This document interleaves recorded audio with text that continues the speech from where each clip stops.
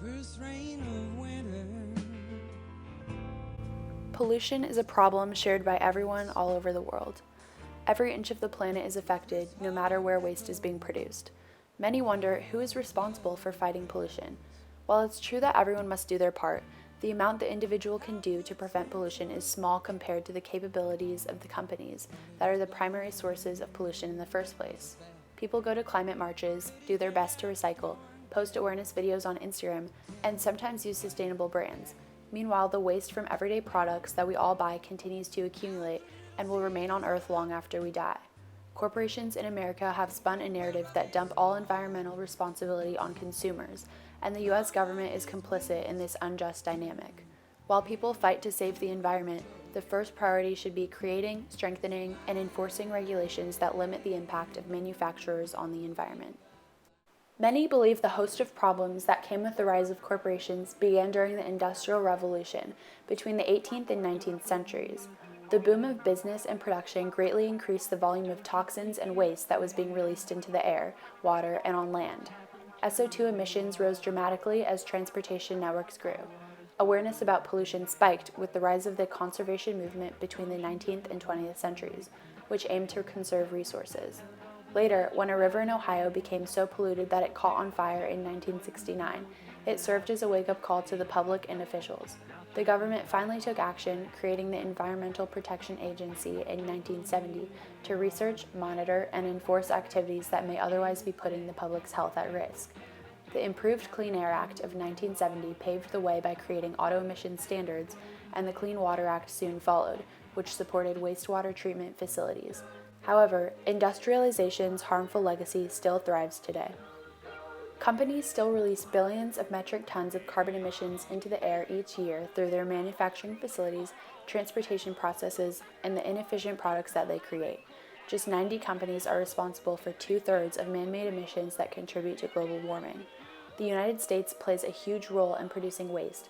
Although Americans make up only 5% of the world's population, we use 27% of the world's natural resources, dump 1.2 trillion gallons of untreated sewage and industrial waste into the ocean, and are responsible for producing the most carbon emissions second to China. Coca-Cola alone released 5.54 million metric tons of CO2 emissions in 2017. This data may sound overwhelming, but the statistics of America's contribution to pollution would be even higher if American companies didn't export their waste to other more impoverished countries.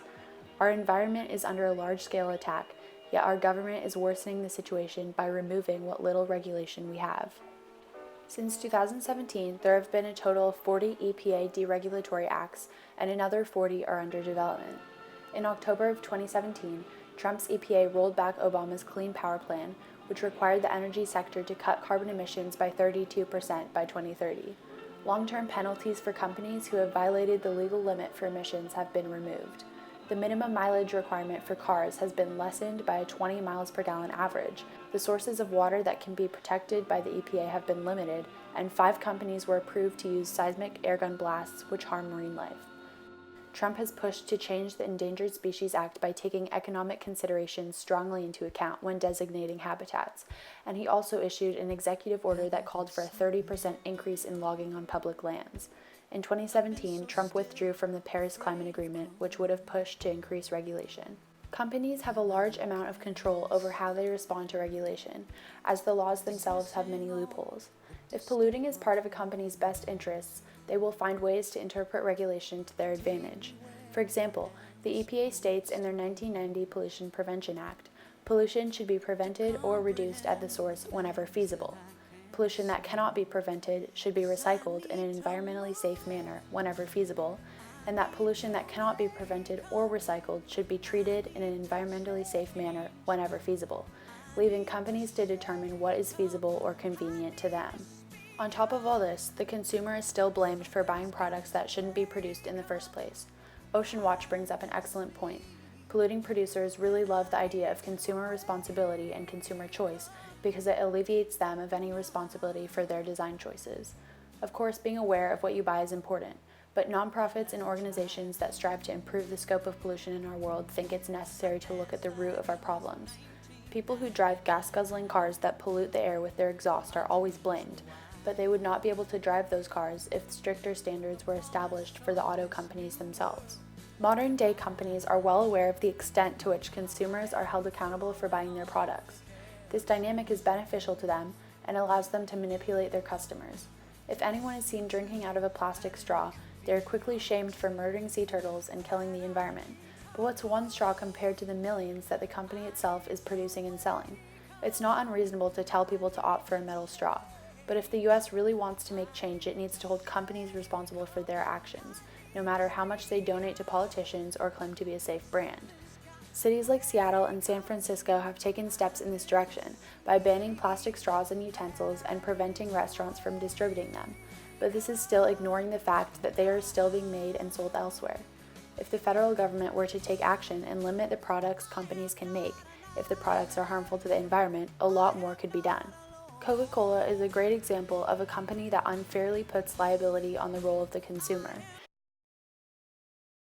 If packaging isn't properly handled, it does become branded trash, and people see it and recognize it as something related to the company. That's not what we want. In 1971, Coca-Cola began their glass bottle deposit system, which shifted responsibility of their waste onto the consumer. It is now unheard of, yet they state, "We aim to reduce the need for new materials by working to reuse collected packages, and we work to help prevent litter and other related environmental impacts." Ever since their deposit system days, Coca-Cola has continuously decreased the manufacturing of glass bottles and replaced it with aluminum and plastic bottles that are intended for one use. In 2018, they produced 110 billion plastic bottles, and by 2020, they're expected to reach 500 billion per year. How could they possibly still claim to be environmentally safe? Well, there is a recycling effort in which plastic bottles can be returned in some areas and reused by the company. However, in 2016, only 7% of plastic bottles were made from recycled materials. If Coca-Cola was held accountable and forced to follow through with their goals of recycling more, then they may not be deemed as a deceitful company, but this is not the case. Similar situations can be seen within the automotive industry. For years, Volkswagen profited by implementing devices in their cars that could detect and outsmart testing processes. When in a testing facility, software would activate safety mode, which dropped the emission rate of nitrogen oxide pollutants to below the legal limit. However, once on the road, safety mode would automatically be turned off, allowing the cars to run on diesel in a profitable way to the company and at the expense of the environment. When these devices were discovered by regulators, they were quickly dismissed as technical issues by Volkswagen, who faced no repercussions from the government. The lack of government action is sadly very common today, as criminal persecution by the EPA is currently at a 30-year low. When Volkswagen was accused of cheating inspection again a few years later, the company finally faced a more serious penalty. In 2017, they agreed to pay $2.8 billion for 3 criminal felony counts and $1.5 billion in civil resolutions regarding environmental, customs, and financial claims. We must learn from this scandal to improve our response to future issues of this kind. Violating companies must not be given a second chance. If they are not following policies, the government should easily and quickly crack down on them to prevent any further environmental damage. The cost to the environment is not the only problem the lack of solid regulation causes. Public health is also in danger. Air toxins come from vehicles and stationary sources like power plants and factories. We are affected by breathing in, consuming, or touching toxins. Stationary sources release the greatest volume of contaminants at once, as they individually have the potential to release 25 tons of hazardous air pollutants per year. Together, they cause about 42% of U.S. greenhouse gas emissions.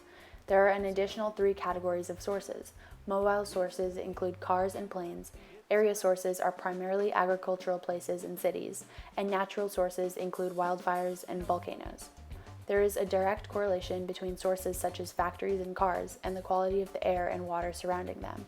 For instance, NATA is a database by the EPA that displays the concentration of facilities throughout the U.S. and the risk of developing cancer in those areas.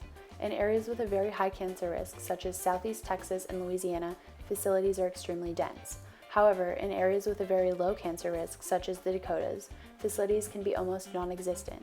Besides an increased risk of cancer, air pollution also leads to heart disease, heart attacks, asthma, and is especially harmful to young children, the sick, and the elderly. According to the Conservation Institute, many industries have been able to ignore or entirely bypass pollution laws because the policies are either not valid or not adequately enforced by pollution control boards. To improve the crisis we're struggling with currently, Regulation must be made more specific and must be enforced more. Lots of environmentalists and conservationists are pushing for the health of our ecosystems to be more of a priority. Something to remember is that large companies do have the power, money, and influence to make a difference and get innovative. The fact that industry commitments to reduce waste are purely voluntary is alarming. Without more regulation, companies will just continue to profit from pollution. Some reasonable regulations could require cleaner waste disposal or further limit the amount of waste and emissions from manufacturing. They could obligate corporations to take environmental impact into account as they expand and create new products. Banning the sale of single-use items that are not easily recyclable or compostable, including packaging and plastic bags, is another important step. Encouraging producers to use recycled and reused materials in their products would promote an eco-friendly image for the brands that participate and help our environment. Above all, regular environmental impact assessments of products and facilities would be beneficial to make sure companies are meeting the criteria for supporting a healthy environment.